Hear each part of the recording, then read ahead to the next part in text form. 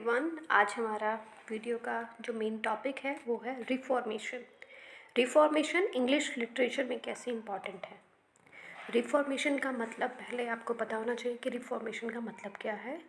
It means री plus formation, जो बना हुआ है उसमें रिफॉर्म यानी कि चेंजेस लेकर आना according to situation, according to environment. जो चेंजेस आने चाहिए तो उसके अकॉर्डिंग जो है कैसे चेंजेस आने चाहिए। ये रिफॉर्मेशन जो है जनरली अगर इंग्लिश लिटरेचर की बात करें, ये किस में चेंजेस आए, किस में रिफॉर्मेशन हुई है, रिलीजन में हुई है। ठीक है, तो अब हम जो नेक्स्ट हम पढ़ते हैं reformation a great religious movement in 16th century. तो रिफॉर्मेशन क्या है, जो रिलीजियस मूवमेंट हुई थी जो 16th सेंचुरी में, या फिर हम कह सकते हैं जो रिलीजन में जो चेंजेस आए थे, उसमें जो भी चेंजेस आए थे तो वो सब क्या है, रिफॉर्मेशन है। रिफॉर्मेशन इट मीन्स इसमें कैसे स्टार्ट हुआ कि पहले आपको पता है कि रोमन कैथोलिक चर्च हुआ करती थी। रोमन कैथोलिक चर्च यानी कि इटली का जो कैपिटल थी रोम, वहाँ पर जो भी चर्चेस थी वो ही जो है सबसे ज़्यादा इम्पॉर्टेंट थी। वही जो है सभी यूरोप में, यानी कि जो रोमन कैथोलिक चर्च थी वो ये डिक्लेयर करती थी कि जो भी उनके रूल्स हैं या जो भी रेगुलेशन है क्रिश्चियन रिलीजन को लेकर या कैथोलिक चर्च को लेकर, वो सभी जो है रोमन कैथोलिक चर्च को ही फॉलो करें, सभी यूरोप के लिए, सभी पूरे यूरोप के लिए। तो इसमें क्या था, जो रिफॉर्मेशन हुआ और जो रोमन कैथोलिक चर्च था उसमें पोप सबसे इम्पॉर्टेंट है, क्योंकि जो चर्चिस के जो हेड थे या जो चर्चिस में जो भी रूल्स या जो भी रेगुलेशंस या जो भी कुछ भी होता रिलीजन बेस्ड, उसको कौन मेन हेड कौन था, पोप। और जो किंग होते थे उस कंट्री में, तो किंग की भी पावर जो थी वो पोप के अंडर थी, यानी कि पोप अपने अकॉर्डिंग ही किंग को अपने अकॉर्डिंग जो है मोटिवेट या कैसे भी जो काम करना है वो अपने अकॉर्डिंग करता पोप।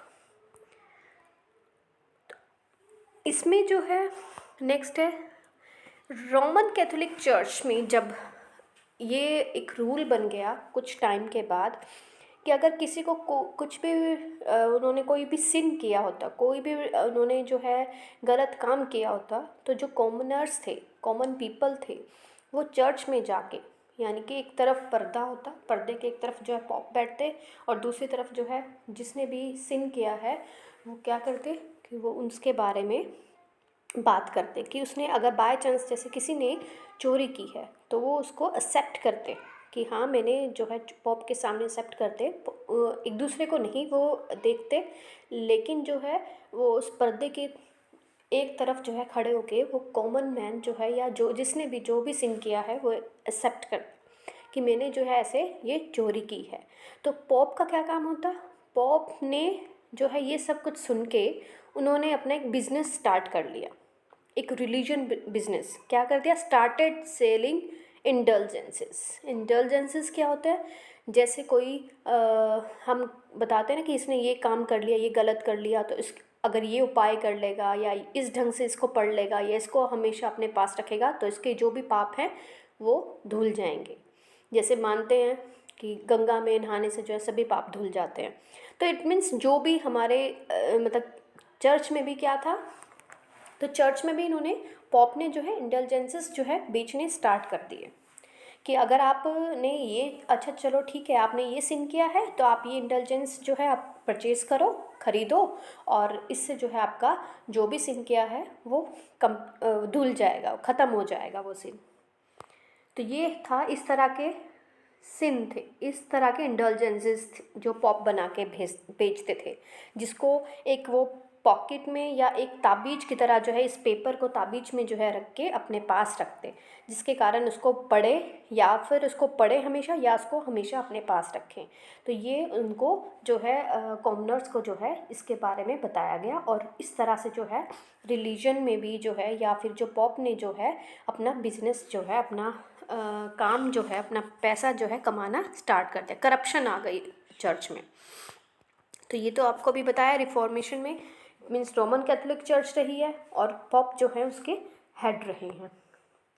तो उसके बाद जो है जब भी ऐसा कुछ देखते रहे कि काफ़ी ज़्यादा जो है पॉप चर्चिज़ में जो है, कैथोलिक चर्चिज़ में जो है करप्शन होती गई, तो मार्टिन लूथर का नाम आपने सुना ही है।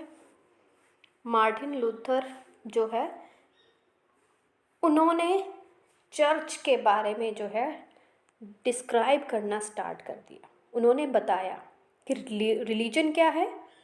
ऐसा कुछ नहीं है कि आप इंडल्जेंस जो है आप खरीदोगे तो आपके सिन जो है धुल जाएंगे, या फिर जो है आप इस तरह से जो है अपने सिन को कबूल कर लोगे तो जो है आपके सारे पाप जो है धुल जाएंगे। नहीं, ऐसा कुछ नहीं है। और ये सभी जो पैसा कमाने का जरिया जो इन्होंने पॉप ने बनाया तो उनके खिलाफ थे। और पॉप नहीं चाहते थे कि मार्टिन लूथर को जो है लोग एक्सेप्ट करें। तो वो पॉप जो है मार्टिन लूथर का जो है वहाँ से उनको डाइवर्ट, लोगों का माइंड जो है मार्टिन लूथर से जो है डाइवर्ट करना चाहते थे। लेकिन मार्टिन लूथर जो थे काफ़ी स्कॉलर थे, और मार्टिन लूथर जो हैं प्रोटेस्टेंट रहे हैं। आपको पता ही है, पॉप जो है कैथोलिक, क्योंकि कैथोलिक चर्च थी, और वो प्रोटेस्टेंट। तो अब जो लड़ाई हो गई थी, पहले पॉप और मार्टिन लूथर के बिटवीन थी, अब सभी कैथोलिक और प्रोटेस्टेंट के बीच में जो है एक जंग जो है छिड़ चुकी थी। कि वो चाहते थे, मार्टिन लूथर चाहते थे कि पॉप जो है कॉमनर्स को इस तरह के जो भी वो सेल करना चाहते हैं या रिलीजन के बारे में जो बताना चाहते हैं कि इनको जो है वो हटाएं, या इन सभी बातों से दूर होकर जो रियल रिलीजन है उसको वो एक्सेप्ट करें। क्योंकि मार्टिन लूथर ने जो भी अपनी थीसिस की है वो रिलीजन बेस्ड पर ही की है। रिलीजन क्या है उनको अच्छी तरह से पता है। तो इस तरह से मार्टिन लूथर के साथ साथ जो है जो रूलर्स थे वो भी पॉप के अगेंस्ट हो गए। वो भी किसको फॉलो करने लग गए? प्रोटेस्टेंट। जो रूलर्स जो थे वो भी प्रोटेस्टेंट बन गए। इट मीन्स अब पॉप और मार्टिन लूथर की लड़ाई तो थी ही, साथ में अब पॉप के साथ अब रूलर की भी जो है लड़ाई होनी, एक जंग जो है छिड़ गई। तो रूलर कौन थे सबसे इम्पॉर्टेंट जिनके बारे में बात की जा रही है? Henry eighth. हेनरी एट्थ और पॉप के बिटवीन जो कैथोलिक चर्च थी, यानी कि कैथोलिक, क्योंकि हेनरी एट्थ क्या थे? प्रोटेस्टेंट थे। तो प्रोटेस्टेंट और कैथोलिक इन दोनों में भी जो है एक तरह से जंग छिड़ चुकी थी, एक रिलीजन बेस्ड। जो मेन मोटिव क्या था उनका? रिलीजन। अब जो हेनरी एट थे वो एंग्लिकन चर्च को जो है मानते थे, एंग्लिकन चर्च से जो है काफ़ी इम्प्रेस थे। तो वो उसको मोटिवेट करते थे, उनको एंग्लिकन चर्च के बारे में जो है वो लोगों को बताया करते थे। लेकिन पॉप, फिर वही पॉप जो है वो नहीं चाहते थे, रोमन जो चर्चेस थे या जो कैथोलिक चर्चेस थी वो नहीं चाहती थी कि एंग्लिकन चर्चेस भी जो है वो अपना काम करे या वो रोमन कैथोलिक चर्चेस से जो है बढ़ के आगे आए। अब हेनरी एट्थ के बाद जो क्वीन एलिजाबेथ, उनकी जो डॉटर रही है क्वीन एलिजाबेथ या एलिजाबेथ वन, अब उन्होंने भी जो है सेम अपने फादर को फॉलो किया, प्रोटेस्टेंट रही हैं। उन्होंने भी जो है कैथोलिक चर्चेस को डिनाई किया। उन्होंने जो भी रिलीजन बेस्ड जो है डिस्क्रिमिनेशन हो रहा था उसको जो है डिनाई करा। तो अब ये जो है काफ़ी बड़ा एक जो है इम्पॉर्टेंट टॉपिक बन गया था जंग का, कि पॉप जो थे या जो कैथोलिक थे वो प्रोटेस्टेंट या जो पॉप के साथ रूलर्स, इनका जो है एक अपना एक ग्रुप बन गया था। अब आपको पता ही है कि हमने एलिजाबेथन एज किया है, एलिजाबेथन एज में ही है जो रेनेसा आया था। रेनेसा क्या है? पुनर्जागरण। रेनेसा कैसे आया था? जो इटली के फ्लोरेंस से आया था। आपने ये टॉपिक जो है किया हुआ है रेनेसा। तो रेनेसा में जैसे ही रेनेसा आया तो लोगों में जो है लिटरेचर को पढ़ना स्टार्ट करा, क्योंकि उससे पहले क्या कर रहे थे? रिलीजन बेस्ड थे, रिलीजन में ज़्यादा जो है वो इम्पोर्टेंस रिलीजन को देते थे।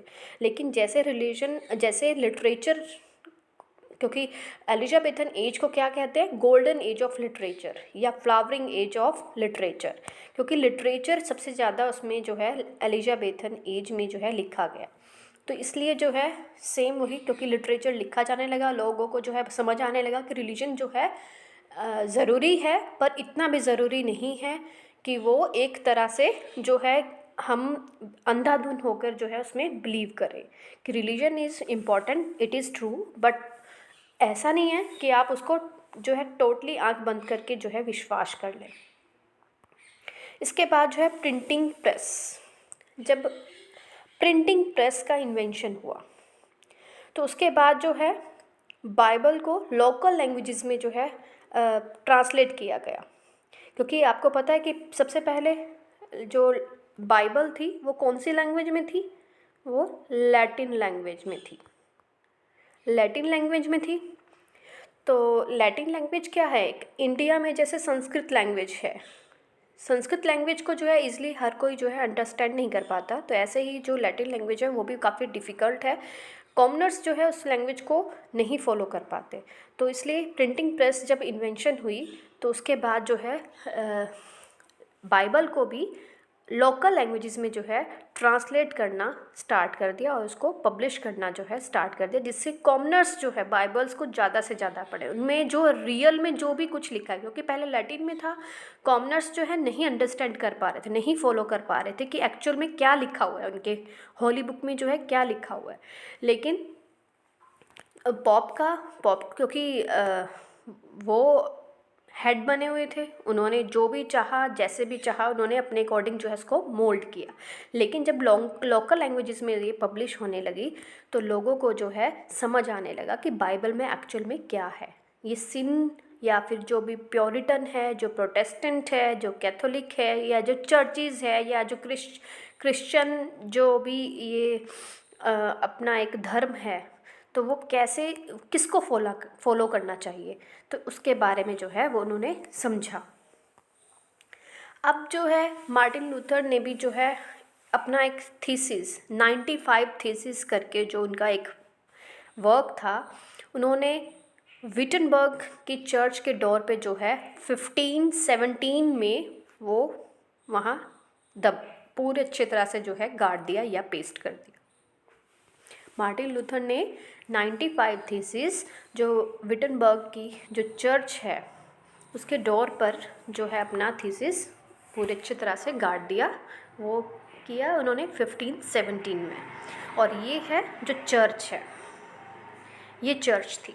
इस चर्च का गेट जो है टूट चुका था, ख़राब हो चुका था, जला दिया गया था इसी वजह के कारण। लेकिन जो है धीरे धीरे इसमें जो है चेंजेस आए और गेट को जो है कन्वर्ट करके न्यू लेकर आए। उसके बाद जब ये जो है दोबारा से उन्होंने ये काम किया मार्टिन लूथर ने, और तो फिर सभी लोगों ने जो है उनके थीसिस के बारे में पढ़ा, और थीसिस उनका किस पर बेस्ड था, रिलीजन बेस्ड था कि रिलीजन क्या है, एक्चुअल में क्या होना चाहिए, तो उसके बारे में जो है लोगों ने जाना। तो पॉप लियो एक्स, ये आपने नाम याद रखना है, ये किसके टाइम पीरियड में ऐसा काम हुआ था 95 थीसिस वाला, तो ये पॉप लियो एक्स के टाइम में हुआ था, ये नाम आपने ज़रूर मेंशन करना है। उसके बाद है pop versus John Calvin. John Calvin भी जो है सबसे इम्पॉर्टेंट रहे मार्टिन लूथर के बाद। जॉन कैल्विन ने भी जो है पोप के खिलाफ या पोप के बारे में कि क्या करप्शन चल रहा है चर्चिज़ में, उन्होंने भी जो है आवाज़ उठाई और उन्होंने भी जो है डिक्लेयर किया, ही declare Bible as sole means of salvation. Salvation क्या होता है, मोक्ष की प्राप्ति, मोक्ष, या फिर हम बोलते हैं इसको मोक्ष, कि बाइबल ही है कि जिससे हमें मोक्ष मिल सकता है। पोप के बताए रास्ते पे चलने से नहीं, हमें बाइबल को फॉलो करना चाहिए जो हमारी होली बुक है। ये किसने कहा, जॉन कैल्विन ने। और जो मार्टिन लूथर थे उन्होंने अपनी 95 थीसिस को जो है विटनबर्ग चर्च के डोर पे जो है पेस्ट कर दिया था। इसके बाद जो है उन्होंने अपना एक जॉन कैल्विन ने एक ट्रूटाइज भी पब्लिश करा जिसका टाइटल था institute of Christian religion. It means इसमें रिलीजन के बारे में था, कौन से रिलीजन के बारे में, क्रिश्चियन रिलीजन के बारे में था। उन्होंने क्रिश्चियन रिलीजन को जो है बताया कि क्या फॉलो करना चाहिए, क्या है एक्चुअल में क्रिश्चियन रिलीजन है क्या, और इसके क्या इंस्टीट्यूट्स हैं, तो इसके बारे में जो है उन्होंने अपने डिटेल में अपने ट्रूटाइज में बताया। आप वो जो है प्रोटेस्टेंट इज़म में जो है स्टार्ट हो गया। अब वो कैथोलिक और प्रोटेस्टेंट बन गया। तो इस तरह से जो है फिर बाद में जब ये सारे इतना बड़ा मतलब एक टॉपिक बन गया, कंट्रोवर्शियल टॉपिक बन गया ये कैथोलिक चर्चेज़ का, तो उन्होंने क्या सोचा पॉप ने कि अब इसमें जो है थोड़ी रिफॉर्म की ज़रूरत है। चर्च में क्या है, कुछ रिफॉर्मेशन की ज़रूरत है, कुछ रिफॉर्म करना चाहिए। तो उन्होंने कौन से पॉप के टाइम पर हुआ रोमन कैथोलिक चर्च में? Pope Paul III council of Trent 1545। ये ईयर भी और ये नाम भी, पॉप का नाम भी, ये आपने लर्न करना है, ये बहुत ही इम्पॉर्टेंट है। जो पॉप पॉल III थे और वो काउंसिल ऑफ ट्रेरेंट रहे हैं, और 1545 इन्होंने जो है ये सोचा कि अब इसमें चर्चेज़ में जो है रिफॉर्मेशन की ज़रूरत है, रिफॉर्म करना चाहिए, चेंजेस लाना चाहिए, कि जो आज का टाइम है उसके अकॉर्डिंग जो है चेंज आना चाहिए रिलीजन में। तो उन्होंने जो है चेंज किया। फिर उन्होंने जो है the council abolished sale of indulgences. तो सबसे पहले उन्होंने क्या किया? उन्होंने क्या किया? एबॉलिश, ख़त्म किया सेल ऑफ इंडल्जेंसेस। जो वो अभी स्टार्टिंग में आपको बताया था कि पॉप क्या करने लग गए थे, जैसे कोई कॉमनर्स आते थे अपने सिन के बारे में अब एक्सेप्ट करने के लिए, तो वो क्या करते थे, उनको सेल करते थे इंडल्जेंसेस। एक पेज जिस पर कुछ लिखा होता था, वो क्या कहते थे, इसको पढ़ो या इसको खरीदो और इसको पढ़ो या अपने पास रखो और आपका सिन जो है वो ख़त्म हो जाएगा, आप प्योर हो जाओगे। तो सबसे पहले इस काउंसिल ने क्या करा? इस काउंसिल ने पहले उसको सेल को ही ख़त्म कर दिया, बंद कर दिया। It also published an index of forbidden books. इन्होंने फॉरबिडन बुक्स की पब्लिश किया, which included translated works of Calvin and Luther, कि जिसको पहले पॉप जो है कैल्विन और लूथर के साथ उनकी जो जंग छिड़ी हुई थी या उनको नहीं फॉलो करते थे वो, तो इस काउंसिल ने क्या किया? इस काउंसिल में जो है जो भी फॉरबिडन बुक्स पब्लिश की गई उसमें इनके ट्रांसलेटेड वर्क थे, कैल्विन के और लूथर के, दोनों के ट्रांसलेटेड वर्क को इंक्लूड किया गया। इसके बाद इग्नेटिस लॉयोला एक सोसाइटी स्टार्ट हुई, सोसाइटी ऑफ जीसस, जिसमें जो है इन्होंने रिफॉर्म किए। और इसके 2 जो है जेसूट और सेंट फ्रांसिस, जो अमेरिका और एशिया, जैसे इसमें गिवन है, अमेरिका और एशिया में जो है चेंजेस कैसे क्रिश्चियन जो रिलीजन को जो है इंक्रीज़ किया गया, क्रिश्चियन रिलीजन को जो है बढ़ावा दिया गया, वो इसके थ्रू दिया गया। और जो नेक्स्ट है सेंट फ्रांसिस, इन्होंने जो है इंडिया और जापान में जो है क्रिश्चियन रिलीजन के बारे में जो है एक्सप्लेन किया।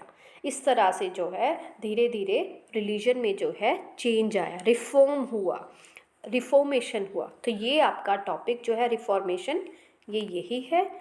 नेक्स्ट वीडियो में हम नेक्स्ट टॉपिक के बारे में बात करेंगे। Have a nice day.